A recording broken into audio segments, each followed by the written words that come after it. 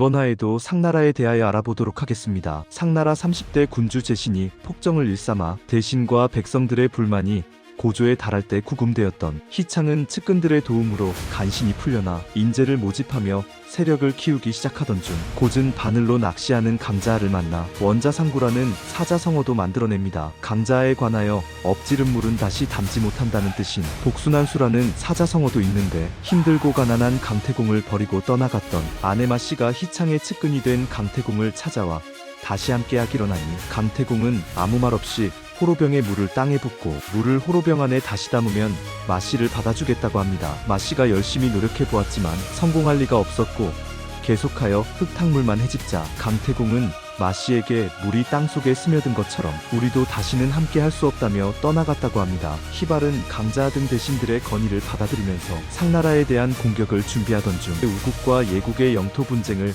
평화롭게 중재하면서 제후국들 사이에 명성을 알리며 서쪽의 견융을 정복하여 감숙 일대까지 진격하고 동쪽의 우국 등 나라들을 정복하면서 하남으로까지 세력을 넓혀갑니다. 그러나 희창은 97세란 나이에 상나라와 전쟁을 시작하기 전 돌아가버려 나중에 주문왕으로 추시되며 그의 둘째 아들인 희발이 왕위를 계승한 후 도읍을 후경으로 옮깁니다. 희창이 세력을 키울 때 제신의 대신들도 전쟁을 대비해야 한다고 건의하지만 제신은 받아들이지 않고 비중, 앙내와 같은 간신들에게 나라를 맡겨버리는데 비중은 너무도 재물에 욕심을 내어 상나라 사람들까지 업신보게 되고 앙내는 힘이 장사이고 용맹하였으나 사람을 헐뜯기 즐겼으니 모두 멀리하였습니다. 참고로 앙내의 후손이 나중에 진나라를 건국하고 앙내의 동생 계승의 후손이 조나라를 건국합니다. 한편 희발은 왕위를 계승한 지 2년이 되던 해 상나라의 세력과 제후들을 시험해보려고 군사를 동원하여 맹금이란 곳으로 진격하니 800여 명의 제후들이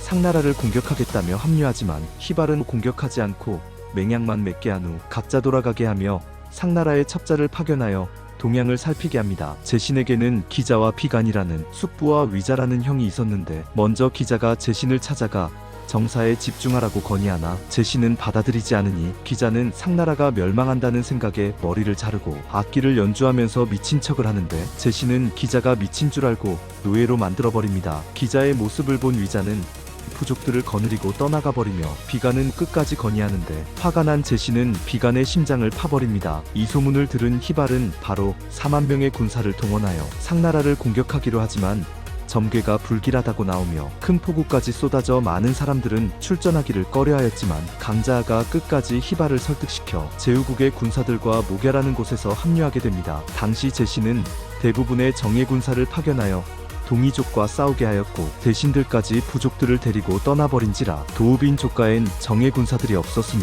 급한 대로 노비와 포로들을 전쟁에 동원하는데 워낙 싸우기 싫었던 포로와 노비들은 희발의 군사와 제대로 싸우려 하지 않고 도망가 버리거나 머리를 돌려 제신을 공격하기 시작합니다. 전쟁 시작 하루 만에 대패한 제신은 족가에 돌아와 달기 함께 즐기던 녹대에 불을 지른 후 그곳으로 뛰어들어 자결하며 다리도 제신을 따라 목을 메고 자결합니다. 희발은 바로 족가에 입성한 후 제신과 다리의 시체를 찾아내어 참수해버린 후 길거리에 효시하며 비중과 앙내까지 참수해버리니 상나라는 멸망해버리고 역사에선 제신을 상주왕이라고 부릅니다. 희발은 비간을 위하여 제사를 올리는데 현재까지 중국에선 비간의 충심을 높이 기르며 문제물의 신으로 모시며 제신이 자결하였다는 소문을 듣고 도망갔던 위자가 희발을 찾아오는데 위자는 나중에 전국시대의 송나라의 선조가 됩니다. 갇혀있던 기자는 조가가 혼란한 틈을 타 기산으로 도망가 은둔생활을 시작하는데 이 소문을 들은 희발이 중용하려 하였지만 기자는 부족들과 함께 산동반도를 거쳐 이동하여 나라를 건국하니